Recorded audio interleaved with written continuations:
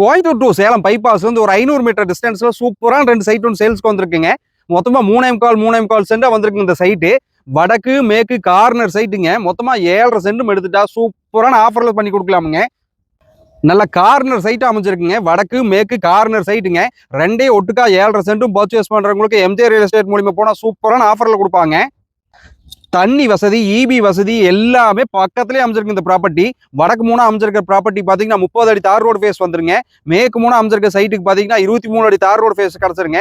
தெக்லூர் ஏரியாவில் அமைஞ்சிருக்குங்க இந்த பூமி. இந்த ரேட்டில் இந்த ஏரியாவில் கிடைக்கிறது ரொம்ப அரிதுங்க. 2 அல்லது 3 வருஷத்தில் பார்த்தீங்கன்னா இந்த இடமே சென்ட் 10 ரூபா வரைக்கும் போகுங்க.